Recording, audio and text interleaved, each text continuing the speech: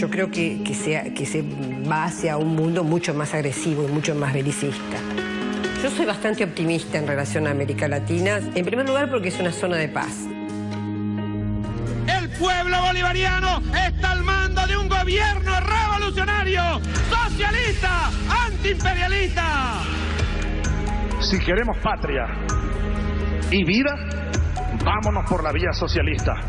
En las investigaciones de las abuelas de la Plaza de Mayo de allá en Buenos Aires, habían encontrado al nieto número 114.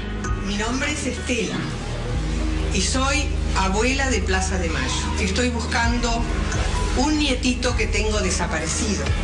Él me buscó, se cumplió aquello que decíamos las abuelas. Ellos nos van a buscar como nosotros los seguimos buscando. ¿Cómo llegué a preguntármelo? Me parece que es lo que le pasa a todos y lo que quizás le esté pasando a alguno que me esté mirando ahora, digamos. El mensaje más importante que deja Guido y que deja Estela es que vale la pena luchar. Gracias a la vida, porque lo que yo quería es no morirme sin abrazarlo.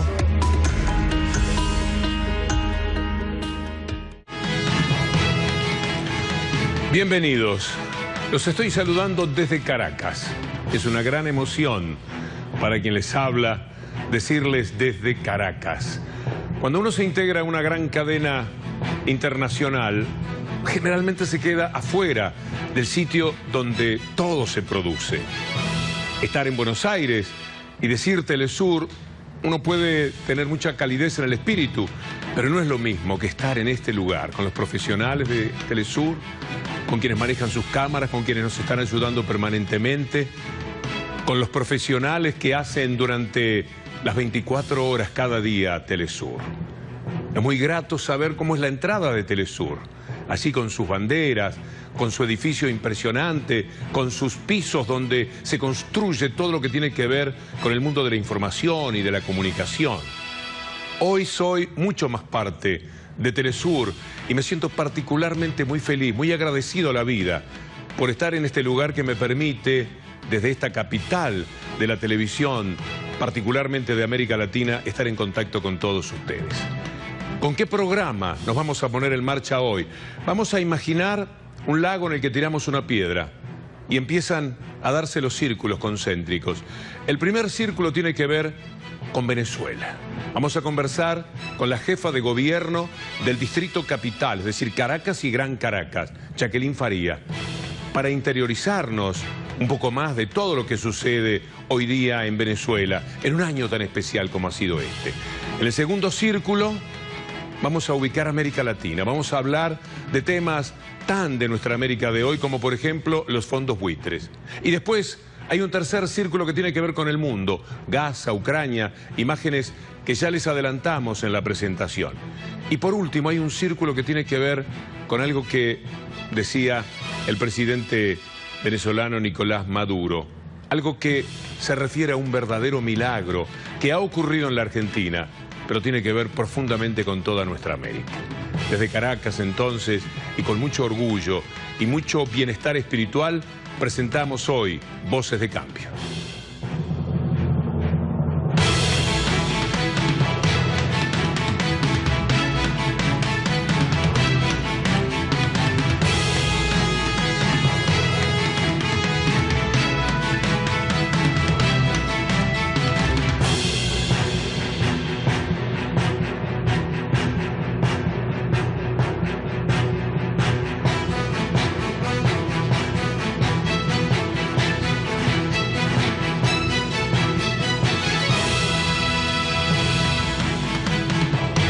Jacqueline Faría conduce Gran Caracas, el Distrito Capital. ¿De cuántos millones de habitantes estamos hablando? Sí, Víctor. Bueno, gracias por invitarme a tu programa. Feliz de tenerte aquí en Caracas. Qué amable, de verdad. Y bueno, sí, somos casi 2 millones de habitantes, 1.950.000 habitantes. El Distrito Capital, que tiene un solo municipio, el municipio Libertador, y es la capital de la revolución. Qué orgullo. Recordemos que Caracas es un valle alargado y primaveral permanentemente. Ha sido Jacqueline Faría jefa o directora del ambiente también en Caracas. ¿Eso determina que Caracas sea una ciudad especialmente cuidada en ese sentido? Sí, Caracas es la cuna del Libertador y además la ciudad de los sueños de nuestro comandante Chávez.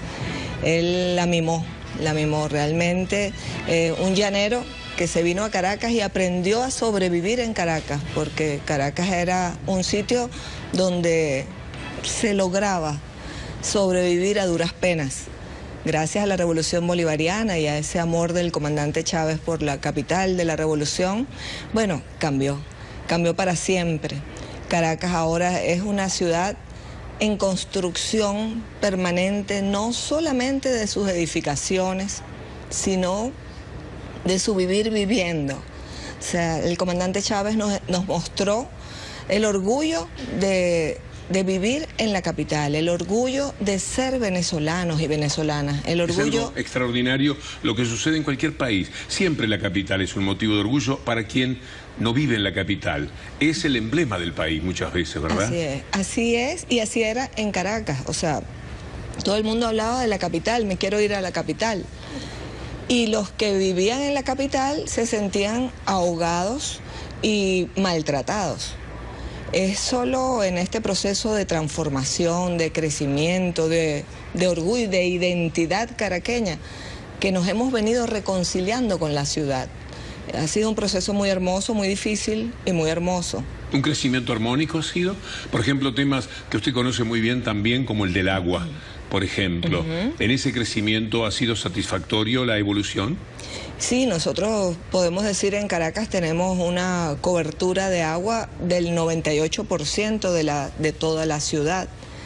Solo sitios de muy reciente formación es donde no llega el servicio. Ahora tenemos un problema de frecuencia. O sea, cada cuánto llega el servicio a las partes más altas de la ciudad. Esta es una Siempre ciudad... el crecimiento trae nuevos problemas. Claro, así es. Nosotros tenemos 86 estaciones de bombeo dentro de la ciudad. Entonces eso hace que el agua sea más bien electricidad. Porque para llegar el agua a cualquier sitio, pues debe pasar por 2, 3 o 6 estaciones de bombeo. ¿Y el paisaje de la ciudad cuál es hoy, Jacqueline? Han pasado por momentos de zozobra allá por febrero. Quien no puede ver Caracas a través de sus ojos, ¿cómo la puede ver? ¿Cómo es el paisaje de la ciudad? ¿Está tranquila? ¿Está feliz?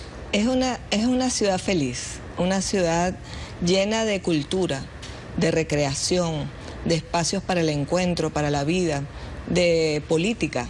Es una ciudad muy politizada. Es una ciudad donde cualquier café que uno vaya están hablando de política, de las políticas de la revolución.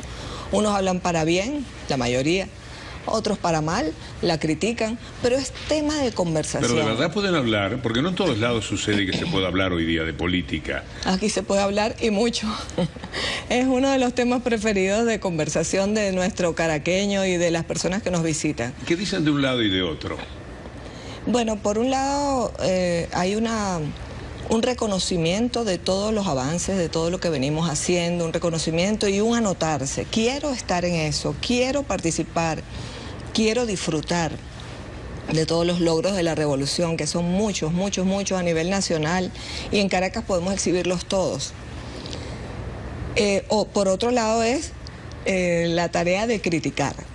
O sea, siempre la derecha se encarga de tomar los logros y buscarles la caída, atacarlos, desvirtuarlos, y un poco en ese debate se lo encuentra uno en los cafés de toda Caracas. En todos los sitios la derecha está muy enojada con la situación de los gobiernos progresistas en América Latina. ¿Usted en qué diría que sí tienen razón de esa protesta? Porque no puede ser que en todo sea nada más que el enojo que les provoca que ahora gobiernen los pueblos. Sí, claro, yo creo que tienen razón precisamente en que hemos logrado hacer del ser humano, del habitante de Venezuela, un ser político. Gracias a Chávez. De verdad que nuestro presidente logró darnos esa identidad de bolivarianos. Hoy sí nos sentimos bolivarianos, ya no nos sentimos que venimos de un libro de historia donde nuestro libertador era una estatua o un buen bailarín o uno que atacaba mujeres. Hoy nos sentimos bolivarianos y sentimos que somos libertadores. Pero qué sorpresa ha sido para quienes estuvieron 200 años con leves interrupciones en el poder, que no estén ellos controlándolo como había sucedido siempre.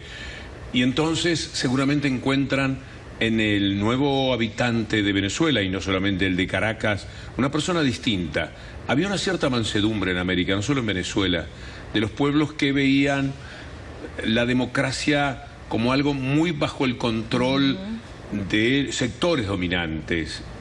Cuando la democracia permitió el acceso de los pueblos, uno tiene la sensación de que primero quedaron muy sorprendidos, muy perplejos, y que ahora están muy enojados con eso que ha ocurrido. ¿Lo siente así? Sí, así es, Víctor Hugo, porque el pueblo despertó para siempre y tomó conciencia, y cada vez más conciencia, cada vez más compromiso. Entonces, por supuesto, se asombran de ver que su manejo de la historia fue derrocado y que la historia, la verdadera, la vivida, como la aprendimos a vivir, a revivir y a continuar. Fíjate, nos decían en los libros de historia en la primaria que la independencia ya se había logrado, que ya no tenías nada que hacer, porque la independencia la lograron aquellos del libro, Bolívar, Sucre. Resulta que Chávez nos dijo que la independencia la tenemos que seguir batallando, tenemos que seguir luchando por ella, tenemos que seguir defendiéndonos de las pretensiones de colonizarlo, como estábamos antes de la llegada del comandante Chávez. Estábamos colonizados por el imperio y ellos sentían que este era su patio trasero. Quiero que conste que todo lo que está diciendo sobre Venezuela involucra a América Latina en su totalidad. También. Así es. Yo le traigo un libro de regalo desde Buenos Aires. El libro se llama Una revuelta de ricos. Tiene que ver con los sucesos de febrero. Está escrito por un venezolano que yo admiro mucho, todos en Buenos Aires. Se llama Modesto Emilio Guerrero y escribió Una revuelta de ricos. Crisis y destino del chavismo. Y cuenta lo que sucedió en febrero. A mí me interesan dos cosas de la tapa. Una revuelta de ricos, porque las revueltas eran populares, eran de los pueblos antes. ¿Usted siente que es así, una revuelta de ricos, la que ocurrió a principio de año? Totalmente, son los ricos revueltos y alzados y que no aceptan el poder popular. Ese es el poder creado en revolución, el poder popular. Y es un poder sin límites, de verdad que es un poder que cada vez en Venezuela está más organizado y sentimos la corresponsabilidad con los otros pueblos que Chávez también nos enseñó a ver y a conectarnos. Sentimos la corresponsabilidad de que este poder popular, esta logro de organización, de trabajo conjunto, de pensamiento colectivo que se logró en Venezuela, sentimos el compromiso de que podamos compartirlo en América Latina toda. Yo creo que esa es otra de las enseñanzas que nos dejó el comandante Chávez. Nosotros nos sentíamos un país con unas fronteras muy, muy claras y muy distantes. Y gracias al comandante Chávez ahora nos sentimos con una frontera que se llama Suramérica, Latinoamérica, con una frontera mucho más hermosa y mucho más completa. El otro aspecto que rescato de la tapa, en letra más pequeña, es crisis y destino del chavismo. Hay crisis, tienen temas de crisis. Estoy volviendo quizás sobre algún planteo anterior, pero ustedes sienten que hay cosas que al faltar dan razones a los críticos de lo que ocurre en Venezuela. No nos sentimos en crisis, Víctor Hugo, nosotros nos sentimos en crecimiento, nos sentimos en ajuste a esta etapa que está viviendo el capitalismo, donde empieza a desmoronarse y como el tigre herido da zarpazos, y ahí nosotros tenemos que reajustarnos, refortalecernos y unirnos cada vez más como pueblo latinoamericano. Tenemos que unirnos para evitar pues que ese tigre herido pueda dar sus zarpazos sobre Latinoamérica de nuevo. No volverán. Vamos a hacer una pausa, Jacqueline. Y al volver estaremos hablando un poco más en general de América Latina. Bien conoce el tema de los fondos buitre, por ejemplo, que sacuden a la Argentina, pero me parece que es un tema que hace no solamente América Latina, sino a buena parte del mundo. Esa América entrañable y unida y progresista que con sus matices y respetando esos matices se muestra más unida que nunca, permitiéndonos hablar hasta de una patria grande. ¿Te parece bien? ¿Cómo no? Enseguida volvemos.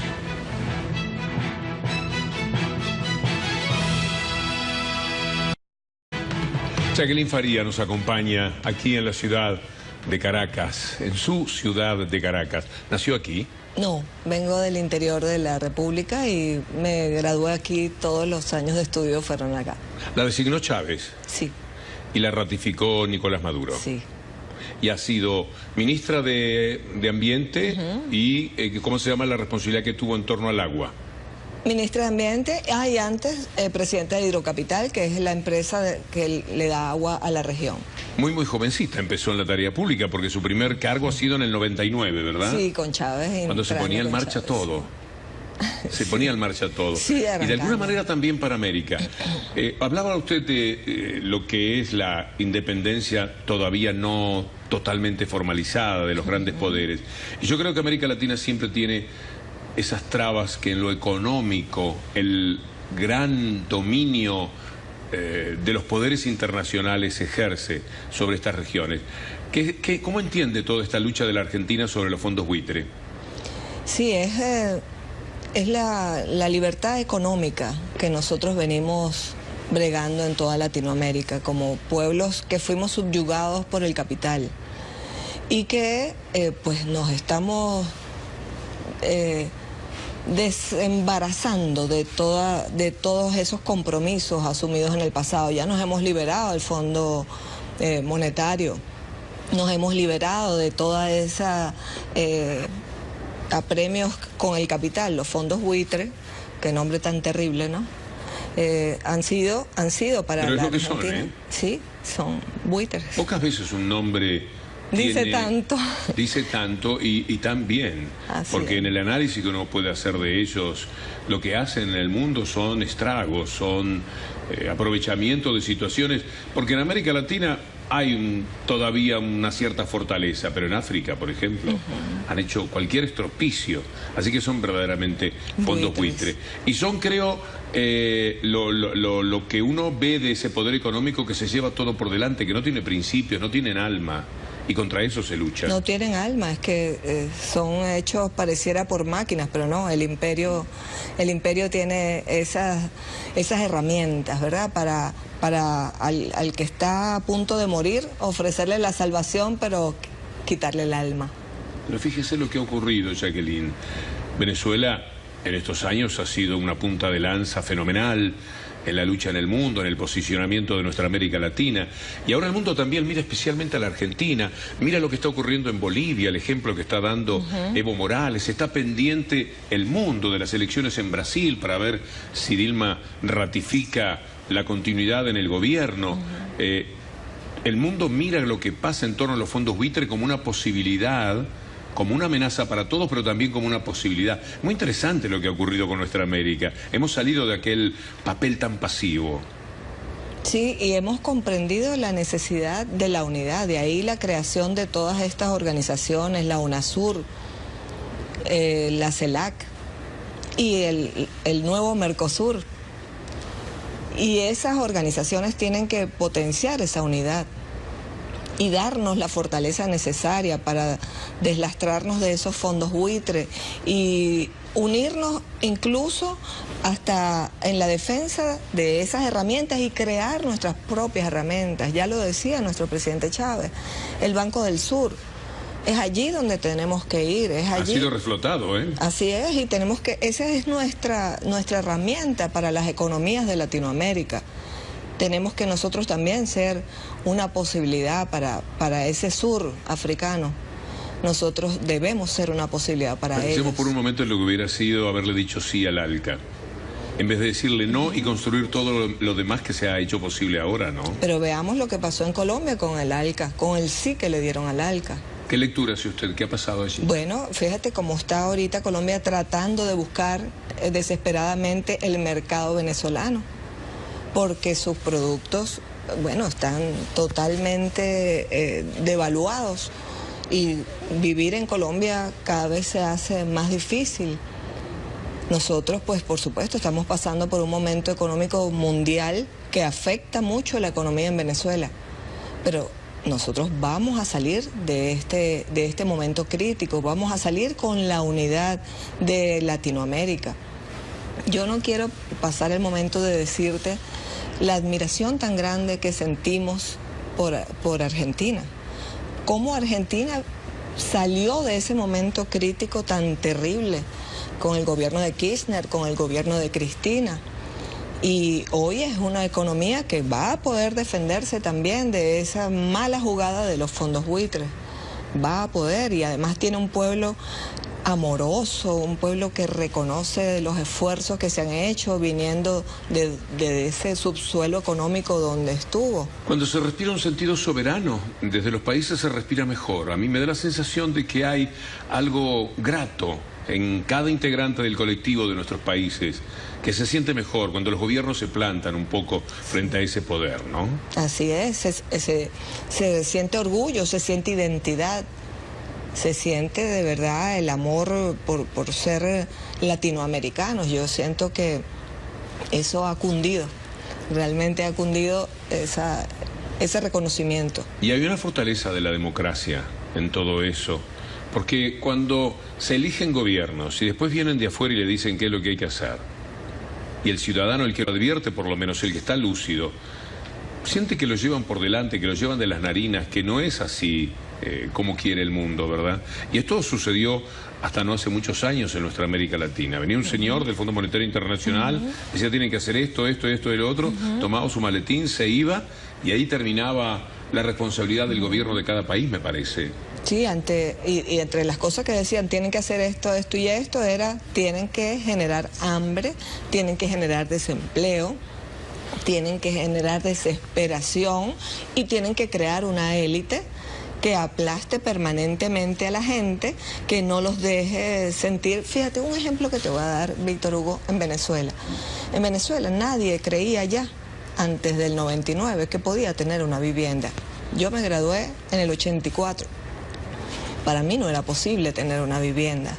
O sea, como profesional recién graduada, ingeniero de la República, no tenía acceso a una vivienda, tenía que pensar en vivir con mis padres para siempre y bueno, para ustedes contar. Hoy en día, yo no creo que haya un venezolano o una venezolana que piense que él no va a tener una vivienda propia. Es una realidad. O sea, hemos hecho 600.000 viviendas en apenas 39 meses. Eso ha sido un récord.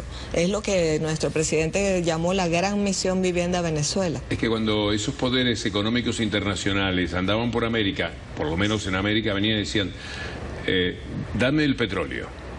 Entonces, con dame el petróleo se iban cientos de miles de viviendas y se iba mucha educación. Cuando le decían a Bolivia, dame el gas, Bolivia sacaba el gas, se quedaba como cuenta Evo con el 18% y el 82% se lo llevaban ellos. Se estaban llevando viviendas, se estaban llevando la posibilidad de que toda Bolivia hoy sea un país libre de analfabetismo. Se estaban llevando demasiadas cosas. O cuando le tomaban el cobre a Chile en aquella lucha con Allende, o cuando los países productores de materia prima se la llevan así como así, para ellos industrializar y para ellos generar puestos de trabajo. Entonces, nos han quitado mucho, pero da la sensación de que no les va a ser tan fácil en el futuro, ¿verdad? Exactamente, sí. Jacqueline, me ha dado mucho gusto. Gracias. Gracias por Caracas. A la orden, porque estamos a la orden para que nos visites y te quedes aquí un tiempito. Así será en cualquier momento. Muchas gracias.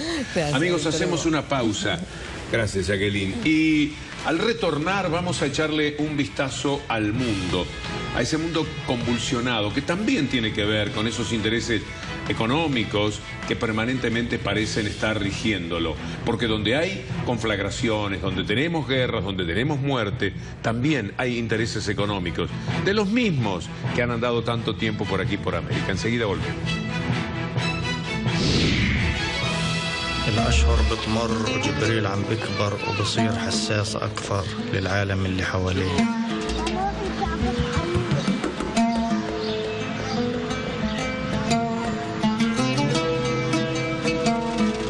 بالعين بتستمر بمظاهراتها أسبوع بعد أسبوع.